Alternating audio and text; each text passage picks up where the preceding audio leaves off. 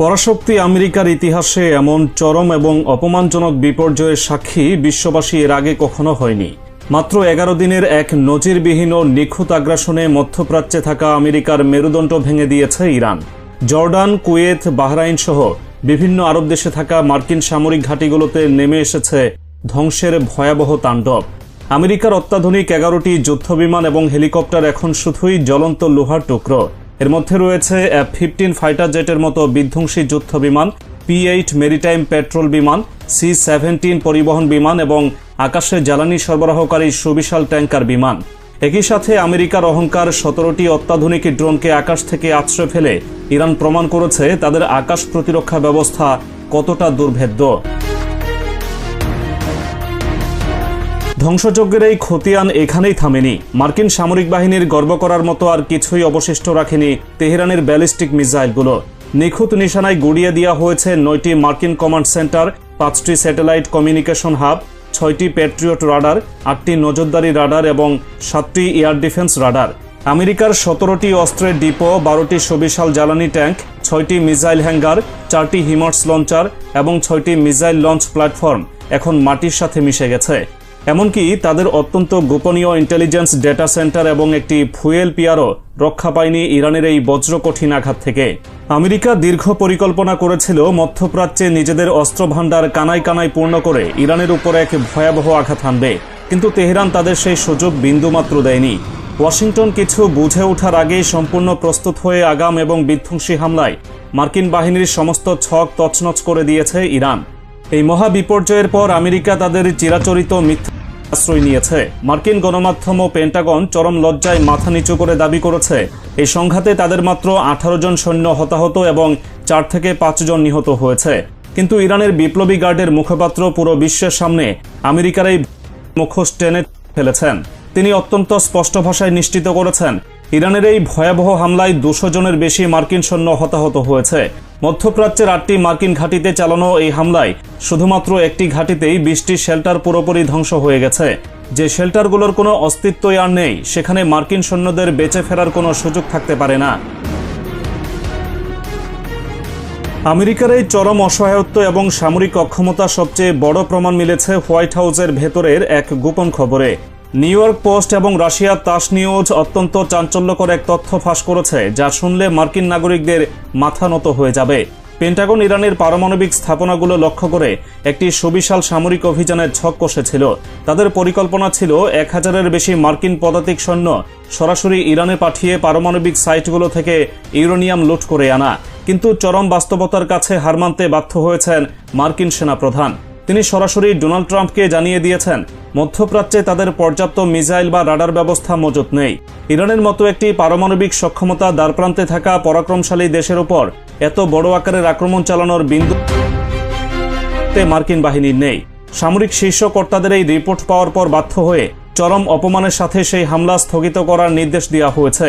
যে আমেরিকা একসময় কথায় কথায় অন্য দেশে সেনা পাঠাতো, তারা আজ ইরানের ভয়ে লেজ গুটিয়ে পালাতে বাধ্য হচ্ছে। ইরান শুধু আক্রমণ করেই ক্ষান্ত হয়নি, পশ্চিমা বিশ্ব এবং তাদের মিত্রদের চরম হুঁশিয়ারি দিয়ে একটি সীমারেখা টেনে দিয়েছে। যুক্তরাজ্য এবং উপসাগরীয় আরব দেশগুলোর প্রতি তেহরানের বার্তা অত্যন্ত পরিষ্কার। তারা যদি যুক্তরাষ্ট্রকে তাদের মাটি বা আকাশসীমা ব্যবহার করে ইরানকে আক্রমণের সামান্যতম সুযোগও দেয়, তবে সেই দেশগুলোর প্রতিটি সামরিক স্থাপনা ইরানের বৈধ লক্ষ্যবস্তুতে পরিণত হবে। ব্রিটেন যদি তাদের B-1 বোমারু বিমান পাঠিয়ে ইরানের বিরুদ্ধে কোনো পদক্ষেপ নেওয়ার দুঃসাহস দেখায়, তবে ধরে নেওয়া হবে যুক্তরাজ্য এই যুদ্ধে সরাসরি অবস্থান নিয়েছে। আর এর পরিণতি হিসেবে যুক্তরাজ্যের বিরুদ্ধে সরাসরি সামরিক অ্যাকশনে যাবে ইরান, যার পরিণতি হবে ভয়াবহ। অন্যদিকে ইসরায়েলকে চরম আলটিমেটাম দিয়ে বলা হয়েছে তেল আবিব যদি পুনরায় কোনো উস্কানিমূলক পদক্ষেপ নেয়, তবে এবার তাদের এমন শাস্তি দেওয়া হবে যা পৃথিবীর মানচিত্র থেকে তাদের অস্তিত্ব মুছে ফেলার সমতুল্য হবে।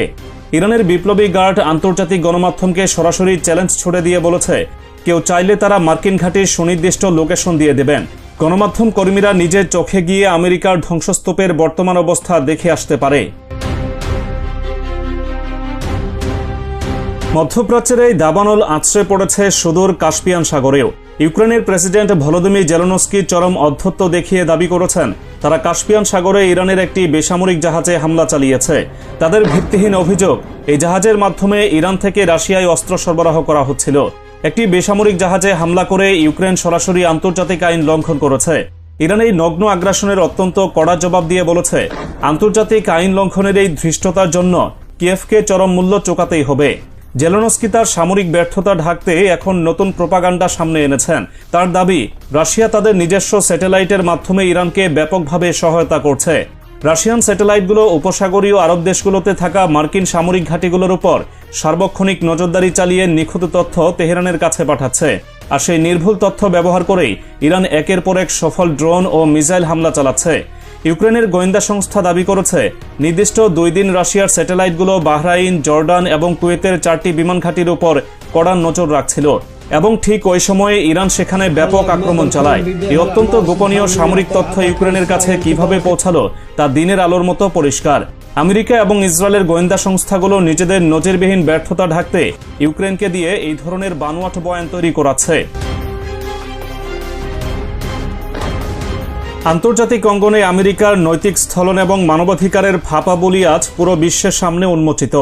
আন্তর্জাতিক অপরাধ আদালত বা আইসিসির প্রসিকিউটর যখন ইসরায়েলের প্রধানমন্ত্রীর বিরুদ্ধে যুদ্ধাপরাধের দায়ে গ্রেপ্তারি পরোয়ানা জারির উদ্যোগ নেন, তখন আমেরিকা ও ইসরায়েল তার উপর সীমাহীন চাপ সৃষ্টি করে শেষ পর্যন্ত একটি সম্পূর্ণ বানোয়াট যৌন কেলেঙ্কারির অভিযোগ তুলে তাকে তার পদ থেকে চরম অপমানজনকভাবে সরিয়ে দেওয়া হয়। এই ন্যাক্কারজনক ঘটনায় নেতানিয়াহু প্রকাশ্যে উল্লাস প্রকাশ করেছেন, যা আন্তর্জাতিক বিচার ব্যবস্থার কফিনে শেষ পেরেক ঠুকে দেওয়ার মতো। অন্যদিকে জাতিসংঘের শরণার্থী কমিশনের প্রধান ভলকার তুর্ককে নতুন করে নিয়োগ দেওয়ার ভোটাভুটিতে আমেরিকার আসল রূপ বেরিয়ে এসেছে। মাত্র 10টি দেশ তার পুনর্নিয়োগের বিরুদ্ধে অবস্থান নেয়, আর এই তালিকায় ছিল ইসরায়েল, আমেরিকা এবং তাদের মিত্ররা। ফ্রান্সের স্থায়ী প্রতিনিধি সরাসরি আমেরিকার দিকে আঙুল তুলে বলেছেন, মানবাধিকারের প্রবক্তা দাবি করা আমেরিকা আজ এমন সব দেশের পর্যায়ে নেমে গেছে যাদের তারা এতদিন সমালোচনা করত। বিশ্বমঞ্চে আমেরিকার এই চরম নৈতিক পরাজয় প্রমাণ করে তারা এখন কতটা বন্ধহীন এবং কোণঠাসা। ইসরায়েলের অভ্যন্তরীণ নিরাপত্তা ব্যবস্থা যে তাসের ঘরের মতো ভেঙে পড়েছে তার জ্বলন্ত প্রমাণ মিলেছে খোদ তেল আবিবের বুকে। কট্টরপন্থী ইসরায়েলি অভ্যন্তরীণ নিরাপত্তা মন্ত্রী ইতামার বেন গভিরের সুরক্ষিত বাসভবনের একদম কাছেই একটি নিখুঁত ড্রোন হামলা হয়েছে। ইসরায়েলি গণমাধ্যমগুলো নিজেদের সম্মান বাঁচাতে তড়িঘড়ি করে দাবি করেছে এতে কোনো ক্ষয়ক্ষতি হয়নি, কিন্তু এই ধরনের নিখুঁত হামলার পর ক্ষয়ক্ষতির আসল চিত্র তেল আবিব সবসময় সেন্সরশিপের মাধ্যমে গোপন রাখে, যা অনেক পরে বিশ্বের সামনে প্রকাশ পায়। এই বৈশ্বিক সংঘাতে চীনের ভূমিকা অত্যন্ত সুনিপুণ। বেইজিং কেন সরাসরি ইরানকে সামরিক সহায়তা দিয়ে যুদ্ধে জড়াচ্ছে না, তার পেছনে রয়েছে তাদের সুদূরপ্রসারী অর্থনৈতিক কৌশল। মধ্যপ্রাচ্যে যুদ্ধ দীর্ঘায়িত হলে বিশ্ববাজারে জ্বালানির দাম রকেটের গতিতে বাড়বে, যা চীনের বিশাল উৎপাদনমুখী অর্থনীতির জন্য চরম আত্মঘাতী হবে। বেইজিং সবসময় অর্থনীতিকে সবার উপরে স্থান দেয় এবং যে কোনো পরিস্থিতিতে নিজেদের অর্থনৈতিক সাম্রাজ্য রক্ষাকে সর্বোচ্চ অগ্রাধিকার দেয়। আর ইরানের এই বিধ্বংসী হামলায় আমেরিকার এত ঘাঁটি ধ্বংস হলেও মার্কিন রণতরীগুলো কেন অক্ষত রয়েছে তার পেছনে সামরিক বাস্তবতা অত্যন্ত সুস্পষ্ট। আমেরিকার রণতরীগুলো বর্তমানে প্রাণের ভয়ে ইরানের মিসাইলে সরাসরি টার্গেট সীমানার বাইরে নিরাপদ দূরত্বে অবস্থান করছে।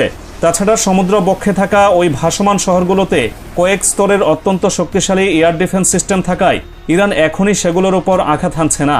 তেহরানের বর্তমান লক্ষ্য অত্যন্ত সুনির্দিষ্ট, তারা আপাতত ভূমিতে থাকা মার্কিন সামরিক ঘাঁটিগুলোকেই মাটির সাথে মিশিয়ে দেওয়ার কাজ অত্যন্ত সফলভাবে চালিয়ে যাচ্ছে।